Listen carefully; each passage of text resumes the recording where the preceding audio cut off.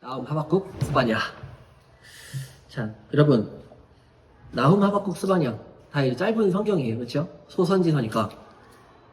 나훔은 아수르라는 나라의 멸망에 대해서 예언한 선지서이고, 하박국은 바벨론 멸망에 대해서 예언한 선지서예요. 그리고 스바냐는 이 세상과 그 이스라엘의 멸망에 대해서 예언한 선지자이다. 아시겠죠? 그래서 역사적으로 아수르가 제일 먼저 멸망했고, 그 다음에 바벨론이 멸망을 했죠. 그리고 온 세상이 이제 멸망을 하고, 이렇게 역사적인 순서대로 진행이 되는 겁니다. 자, 먼저 나훔입니다. 나훔은 아수르 멸망입니다. 나훔서의 역사적인 배경을 단정짓기는 사실 어려워요. 그런데 적어도 이 나훔의 나훔이서를 보면 이집트의 그 테베라는 왕이 아수르에 의해서 점령당한 역사가 기록이 되어져 있어요. 나훔서에. 그래서 아직 니느웨의 멸망을 미래의 사건으로 제시한 것으로 보아서 아직 그 아수르가 멸망하기 전에 이 책이 기록되었다라는 것을 알 수 있죠. 아수르의 수도는 어디죠? 니느웨예요. 니느웨에서 활동한 선지자 누구였죠? 우리 지난번에? 요나 선지자. 자, 그래서 자, 보도록 하겠습니다. 나훔 276페이지 1장입니다. 나훔은 1장은 거룩한 용사에 대한 이야기입니다. 하나님은 거룩한 용사이시다. 예, 나훔 1장 1절부터 8절까지는 여호와 하나님의 성품에 대해서 이야기를 해요. 여호와 하나님의 두 가지 성품이 나옵니다. 1장 2절을 봅시다. 시작. 여호와는 질투하시며 보복하시는 하나님. 질투와 보복, 이게 하나님의 두 성품이에요. 다소 되게 부정적으로 보일 수 있어요. 질투, 보복. 이게 하나님은 나쁜 분이신가? 이렇게 생각이 될 수도 있지만 이 질투는 열정을 의미해요. 하나님의 열심. 그리고 보복은 그냥 우리가 생각하는 그런 보복, 복수가 아니라 하나님의 공의로운 성품에 대한 반응이에요. 하나님은 당신을 거스르고 대적하는 자에게 엄중하게 심판하시는 하나님입니다. 하나님은 노하기를 더디하시지만 그렇다고 벌 받을 자를 마냥 간과하지는 않으세요. 죄를 지었으면 그 죄에 대하여서 심판하시는 하나님이시다 라는 것을 알 수 있어요. 1장 9절부터 15절까지는 여호와 하나님의 심판에 대한 내용입니다. 하나님의 이 두 가지 성품은 그의 백성과 하나님의 대적들을 다루시는 데에 역사 속에서 아주 분명하게 나타난다는 거예요. 여호와 하나님은 당신에게 악을 행하는 자를 반드시 파멸하게 하신다. 이게 보복하시는 하나님이에요. 그러나 하나님의 백성에 대해서는 심판하셨더라도 다시 회복하게 하신다. 질투하시는 하나님.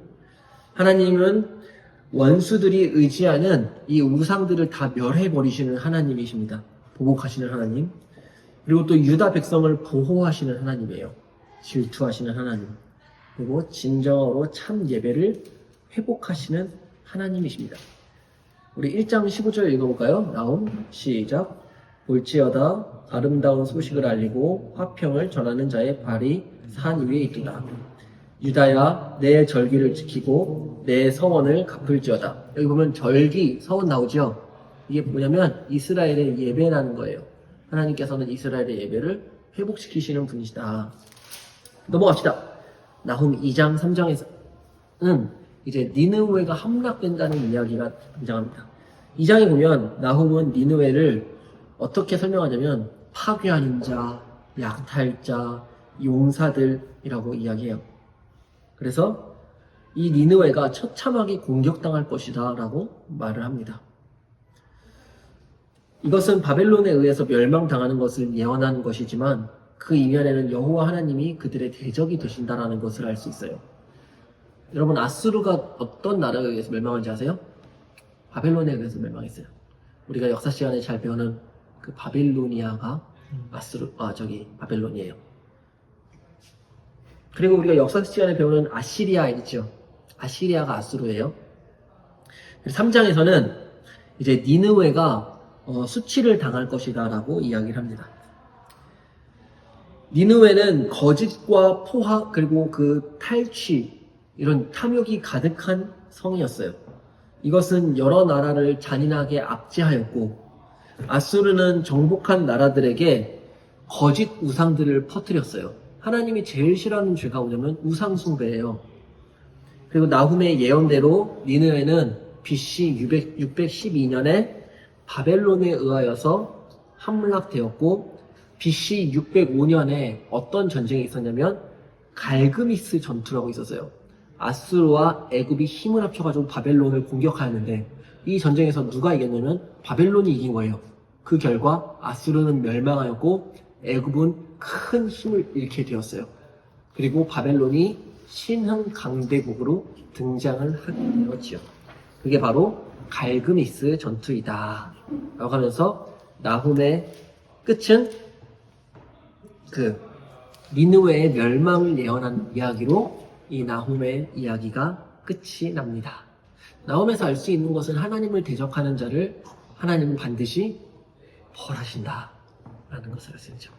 여러분, 아수르가 멸망시킨 이스라엘 나라 어딘지 아세요? 북이스라엘.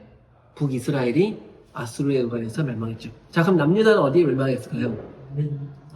바벨론에 의해서 멸망했습니다. 자, 우리 하박국 넘어가겠습니다. 하박국은 남유다를 멸망시킨 바벨론에 대한 이야기가 등장합니다. 자, 하박국은 총 3장으로 구성되어져 있는데 1, 2장은 그 하박국 선지자의 탄원, 그리고 3장은 하박국 선지자의 찬양이 등장합니다. 우리가 잘 알고 있는 무화과 나뭇잎이 마르고 포도 열매가 없어도 그 찬양 알죠? 그 찬양이 바로 하박국의 찬양이에요. 자, 봅시다. 279페이지. 자, 첫 번째 대화가 이루어집니다. 하나님과 하박국 선지자 사이에 대화가 이루어져요. 심판의 도구로 하나님이 바벨론을 쓰시겠다라는 거예요. 하박국은 강포로 말미암아 부르짖어도 하나님이 듣지 않으시고 구원하지도 않으신다라고 하나님 앞에서 탄식을 하였습니다. 이것을 아수르의 압제로 보는 해석도 있지만 그 다음 구절이 이것이 율법이 해이해진 것으로 말합니다. 1장 2절을 보면 내가 부르짖어도 주께서 듣지 아니하시니 어느 때까지니까 내가 강포로 말미암아 외쳐도 주께서 구원하지 아니하시나이다. 이것은 분명히 바벨론의 압제에 대해서 이야기를 하는 거예요. 즉 앞선 선지자들이 외쳤던 것처럼 이 기득권자들이 약자를 강탈하고 돌보지 않는 불의한 모습을 지금 탄식하고 있는 거예요. 선지자의 이 탄식 어린 물음에 대해 하나님은 사납고 성급한 백성 곧 바벨론 군대를 들어서 이 유다를 심판하실 것이다 라고 말씀을 하시는 거예요. 그러니까 당시에 그 남유다 있지 얘들아. 남유다의 상황은 어떤 상황이냐면 돈 많고 권력 있는 사람들이 가난하고 힘없는 사람들을 압제했던 상황이에요.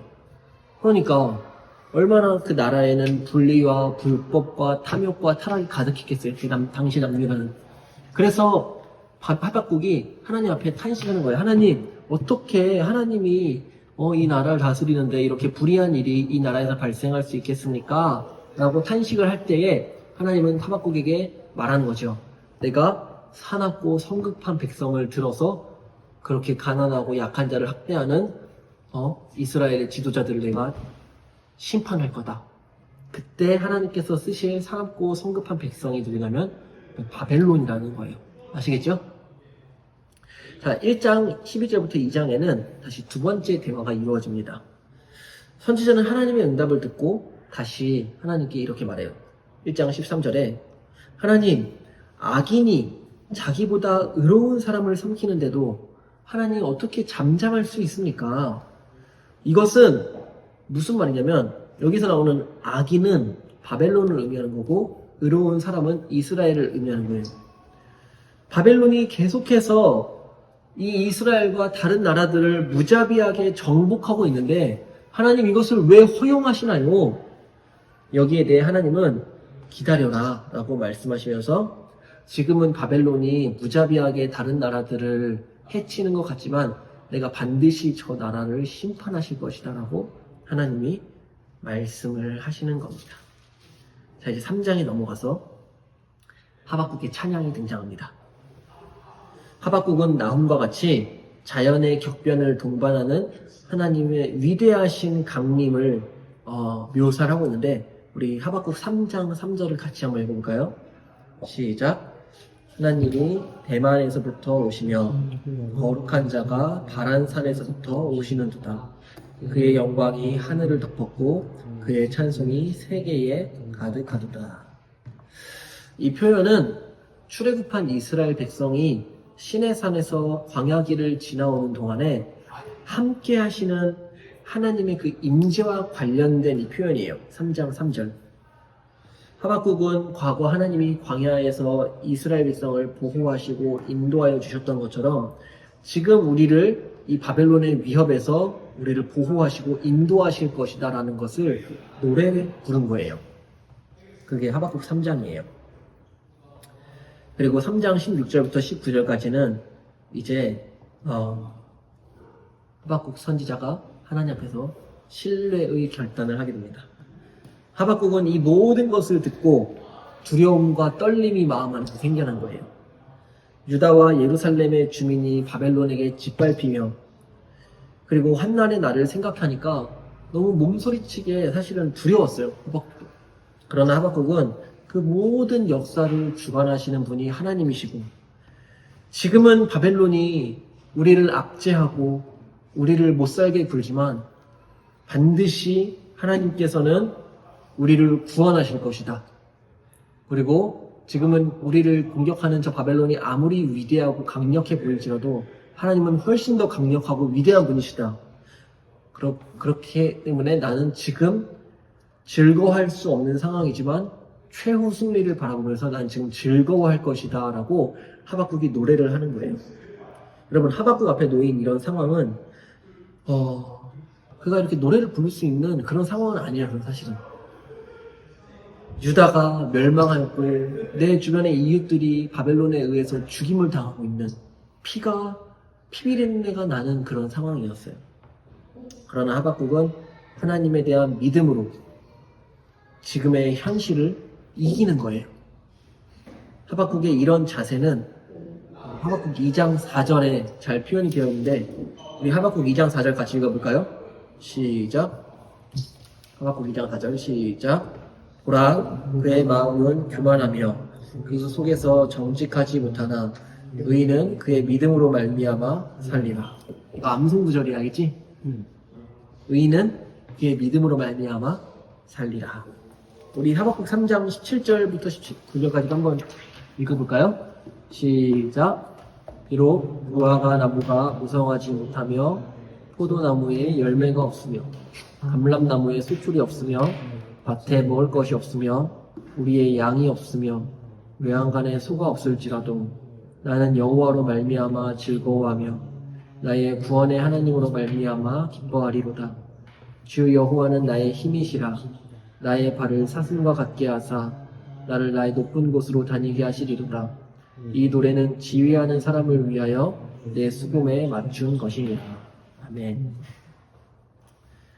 우리가 살아가다 보면 나보다 강한 사람 만나게 되고 나보다 능력 있는 사람도 많이 만나게 되고 내가 약하다는 이유로 내가 조금 공부를 못한다는 이유로 내가 좀 못났다는 이유로 억울한 일을 당하고 핍박을 당하고 내가 예수 믿는다는 이유로 괴롭힘을 당할 때도 있어요. 하나님께서 예수 믿는 자를 가장 지혜롭게 하시고 가장 돈도 엄청 많이 주시고 힘도 많이 주시고 외모도 엄청 아름답게 만들어 주시면 얼마나 좋겠어요. 근데 우리가 예수 믿는다라고 해서 당장 부자가 될까요? 예수 믿는다고 해서 갑자기 수능 1등급 서울대 바로 들어갈 수 있나요?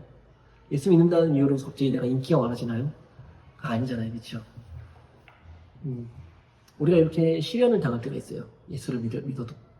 근데 이 말씀을 기억하세요. 주 여호와는 나의 힘이시라. 나의 발을 사슴과 같게 하사 나를 높은 곳으로 다니게 하시리라.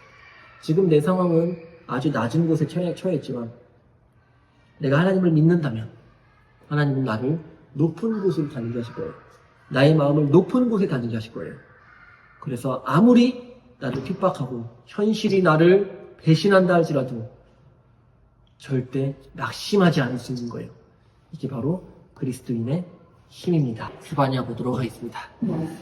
여러분, 이 스바냐는 이제 온 세상과 유다가 멸망할 것이다 라는 이야기가 담겨져 있어요. 스바냐는 누구냐면 히스기야의 현손으로서 요시야 시대에 활동하는 선지자예요. 그래서 요시야가 그 성전 개혁을 했거든요. 요시야가 성전을 수리하면서 율법책을 발견하고 나서 우리가 다시 하나님 말씀으로 돌아가자 해서 회개 운동이 일어났어요. 근데 그 일이 있기 전에 스바냐가 이제 이 선지서를 쓴 거죠. 히스기야와 그 요시야 사이에는 므낫세와 아몬이라는 왕이 있었는데 므낫세와 아몬이 진짜 악한 왕이었어. 얼마나 악했냐면 자기의 아들을 제물로 바쳐버렸어요. 이방 우상에게. 그래서 자기의 아들을 불 가운데로 지나가게 해서 불에 태워버린 왕이 이 므낫세와 이 아몬, 이 악한 왕이었기 때문에 이 스바냐가 활동한 이 시대가 얼마나 타락한 상황인지를 알 수 있겠죠. 그래서 스바냐는 총 3장인데 크게는 앞에는 심판의 날에 대해서 하나님 말씀하시고 뒤에는 구원의 날에 대해서 말씀을 하십니다. 스바냐에서 계속 반복적으로 등장하는 단어가 뭐냐면 여호와의 날이에요. 이 여호와의 날은 양면성이 있어요. 하나는 심판, 하나는 구원. 자, 넘어갑시다. 283페이지. 자, 이제 임박한 심판에 대해서 말합니다. 1장 1절부터 6절까지는 총체적인 심판이에요. 서두에 하나님이 땅 위에 모든 것을 쓸어버리시겠다고 하시는 위협적인 선고는 노아의 홍수와 같은 상황을 생각나게 합니다. 그런데 여기서 하나님은 사람을 다 쓸어버리려고 하시는 것이 아니라 악인들을 진멸하시려고 하는 거예요. 1장 3절을 보면 하나님께서는 내가 사람을 땅 위에서 멸절하리라 라고 하셨는데 여기서 말하는 것은 악인들에 대한 심판을 말씀하는 겁니다. 유다와 예루살렘을 심판하실 때도 우상 숭배하는 자들 곧 여호와를 배반하고 따르지 아니하는 자들과 여호와를 찾지도 아니하면서 구하지도 아니한 자들을 멸절시킬 것이다 라고 하시면서 심판의 대상이 누구인지에 대해서 분명히 말씀하죠. 심판의 대상이 1장 6절에 나와요. 같이 읽어볼까요? 시작. 여호와를 배반하고 따르지 아니한 자들과 여호와를 찾지도 아니하며 구하지도 아니한 자들을 멸절하리라. 여기 보면 여호와를 배반하고 따르지 아니하는 자들, 이거는 우리가 생각해도 하나님을 배반하고 하나님을 따르지 않는다. 이거 죄예요, 죄가 아니에요? 이거 분명히 죄잖아요, 그렇죠? 근데 뒤에 보면 여호와를 찾지도 아니하고 구하지도 아니한 자들도 죄래요. 이게 무슨 말일까요? 여호와를 의지하는 하나님을 의지하지 않고 살아가는 모든 사람들도 결국에는 여호와를 배반한 자들이다 라는 거예요. 우리가 힘들고 어려운 일이 있을 때 하나님을 찾아야 되는데 하나님을 찾지 않고 돈을 의지하거나 사람을 의지하거나 다른 하나님 이외의 다른 것들을 의지한다면 그것을 우상이라고 해요. 자, 1장 7절부터 2장 3절까지는 임박한 여호와의 날에 대해 말씀합니다.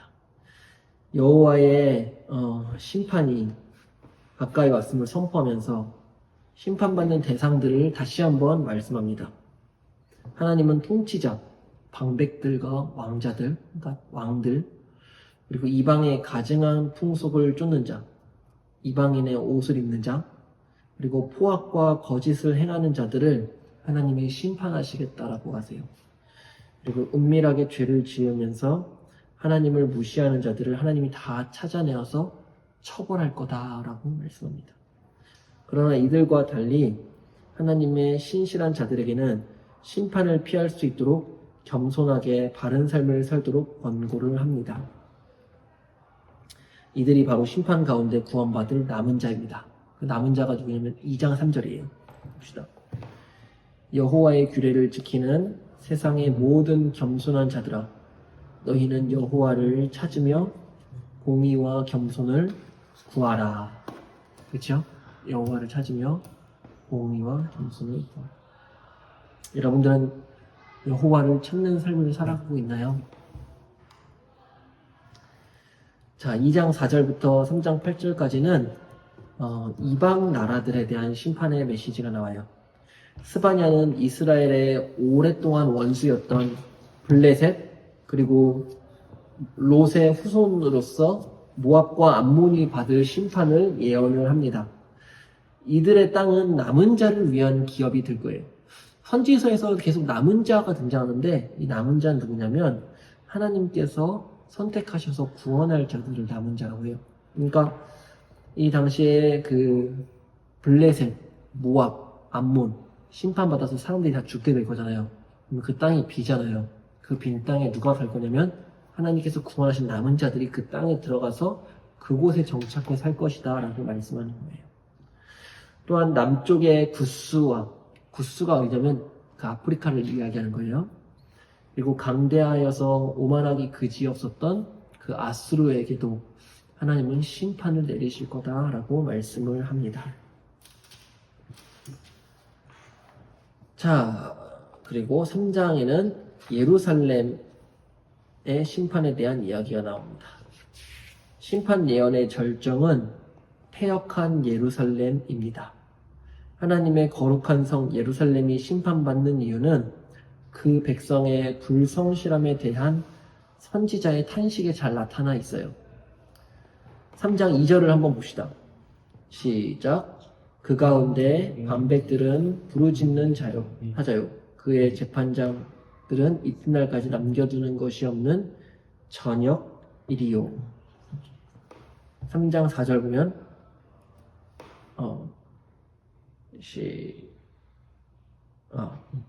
3장 2절 시작. 그가 명령을 듣지 아니하며 교훈을 받지 아니하며 여호와를 의뢰하지 아니하며 자기 하나님에게 가까이 나아가지 아니하였도다. 예루살렘 당시 남유다가 지었던 죄가 이거예요. 하나님 말씀 듣지 않았고 교훈 받지 않았고 하나님을 의지하지 않았고 자기 하나님에게 가까이 나아가지 않았대요. 이것이 바로 하나님께서 심판하시는 겁니다. 이 말씀이 저에게는 지금 무섭게 들리네요. 하나님을 가까이 하지 않았다. 좀 저의 삶인 것 같아요. 하나님을 가까이 하기 위해서 말씀을 가까이 하고 기도로 하나님을 늘 가까이 해야 되는데 자기 하나님에게 가까이 나아가지 아니하였도다. 해역하고 더 연구시고요. 하나님은 지금 저의 마음에 말씀하시는 것 같아요.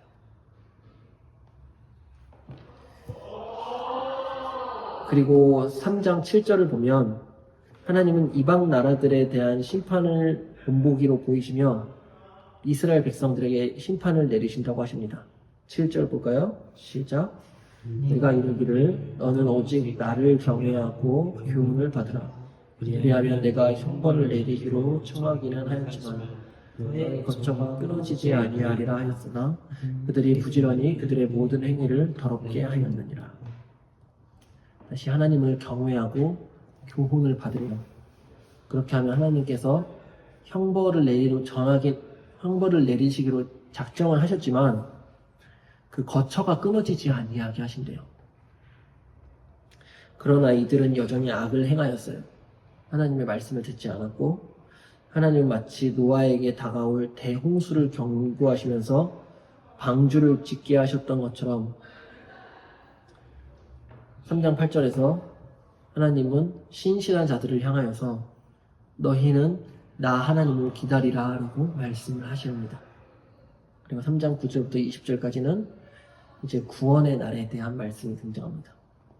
하나님의 궁극적인 뜻은 심판과 멸망이 아니라 구원과 회복입니다. 여기서 스바냐의 예언은 구원의 날에 대한 것으로 이제 바뀌게 돼요.